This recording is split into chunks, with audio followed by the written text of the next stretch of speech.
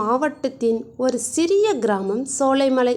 அந்த கிராமத்தில்தான் 70 வயதுக்கும் மேலான பாட்டி ஒருவர் வாழ்ந்து வந்தார். பெயர் செல்வாத்தி பாட்டி. கணவரை இழந்து 20 வருடங்கள் ஆகிவிட்டது. மகனும் மகளும் இருவரும் இருந்தாலும் அவர்கள் தங்களது குடும்ப வாழ்க்கையில் மூழ்கிவிட்டனர். பாட்டி மட்டும் அந்த பழைய குடிசை வீட்டில் தனியாகத்தான் வாழ்ந்தாள். அவள் வாழ்க்கைக்கு துணையாக இருந்தது ஒரு பழைய சைக்கிள், ஒரு சிறிய கூடை, ஒரு பழைய குடம். இவை மட்டும்தான். தினமும் காலையில் எழுந்தவுடன் பாட்டி தனது தலையில் துண்டு ஒன்று கட்டிக்கொண்டு மஞ்சள் கலந்த வெள்ளை சேலை அணிந்தும் கையில் ஒரு கூடை எடுத்துக்கொண்டு மாம்பழ சந்தைக்கு செல்லுவாள். பாட்டி சந்தையில் போய் மாம்பழம் வாங்கி வருவது அவ்வளவு எளிதல்ல. சந்தையில் இருக்கும் பெரிய வியாபாரிகள் எல்லாம், பாட்டி, உனக்கு எந்த சலுகையுமே கிடையாது, ஆனால் எங்களுக்கு வியாபாரம் பெரிய அளவில் தான் இருக்கும் என்று சிரித்து கொண்டே பேசுவார்கள். ஆனால் பாட்டி எப்பொழுதும் அமைதியாக ஒரு சிறிய சிரிப்புடன் பேசுவாள். மகனே, எனக்கு வேண்டியது எல்லாம் என் இரவு உணவுக்காக மட்டும்தான் என்று சொல்லி 10-20 கிலோ மாம்பழங்களை மட்டும் வாங்குவாள். அவள் கிராமத்துக்கு திரும்பும் பொழுது சூரியன் மேலே எழுந்திருப்பான். வியர்வையில் நனைந்த முகத்தோடு வருவாள். ஆனால் மனதில் நம்பிக்கையுடன் இன்று மாம்பழம் எல்லாம் விற்கப் போகுது என்ற எண்ணத்தோடு அவள் கிராமத்து பக்க வீதி வழியாக செல்லுவாள். பாட்டி கிராமத்தில் மிகவும் பிரபலமானவர். காரணம் அவளோட நல்ல மனசு. அவள் மாம்பழம் விற்க வந்தால் சிறுவர்கள் எல்லாம் அவளை சுற்றி வருவார்கள். பாட்டி, எனக்கு ஒரு மாம்பழம் தரீங்களா? ஆனால் என்னிடம் காசு எதுவும் இல்லை பாட்டி, இலவசமாக தாங்க என்று சொல்லுவார்கள். அவள் சிரித்தபடி சொல்லுவாள், சரி பாப்பா, நீ நல்லா படித்து நாளைக்கு ஒரு பெரிய அதிகாரி ஆகணும் என்ன? சரி, இந்தா ஒரு மாம்பழம் என்று பணம் இல்லாத குழந்தைகளுக்கும் அவள் மாம்பழத்தை இலவசமாக தருவாள். ஆனால் அதற்கு பின்பு சில நேரங்களில் தன் இரவு உணவுக்கே காசு இல்லாமல் போய்விடும். அதை பற்றி அவள் கவலைப்படவில்லை. ஒரு ஆண்டு கோடை காலம் வந்தது. வெயிலில் மரங்கள் கூட காய்ந்து போனது. மாம்பழங்கள் குறைவாக இருந்ததால் விலை அதிகமாகிவிட்டது.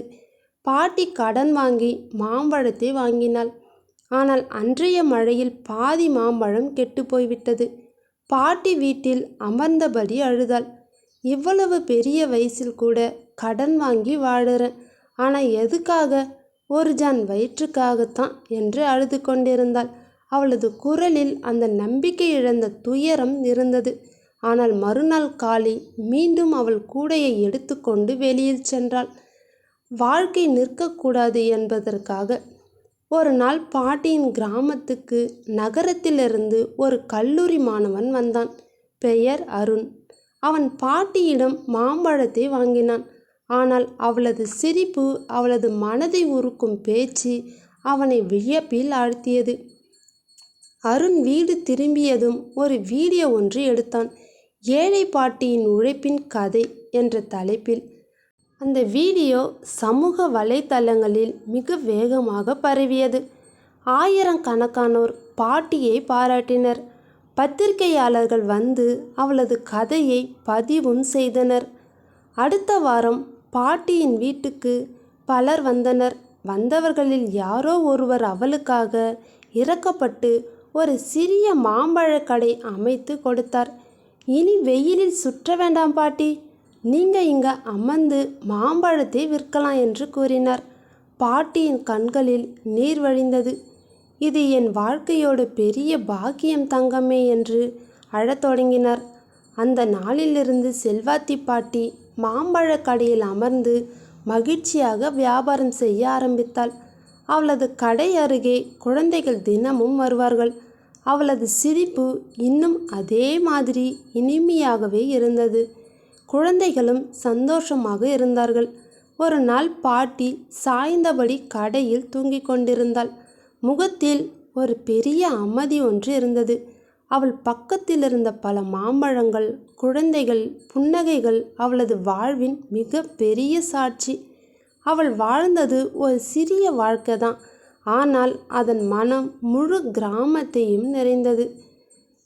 இந்த குட்டி கதை நமக்கு சொல்லித்தரும் பாடம் என்னன்னு பார்த்தீங்கன்னா, வாழ்க்கை எவ்வளவு கஷ்டமானதாக இருந்தாலும் நல்ல மனசு கொண்ட ஒருவரின் உழைப்பு ஒரு நாள் கண்டிப்பாக பயனளிக்கும். இந்த கதை பிடிச்சிருந்தா மறக்காமல் உங்கள் குழந்தைகளுக்கு சொல்லுங்கள். நம்ம ஜிகே நேச்சர் ஸ்டுடியோவும் சப்ஸ்கிரைப் பண்ணி வச்சுக்கோங்க. தேங்க்யூ.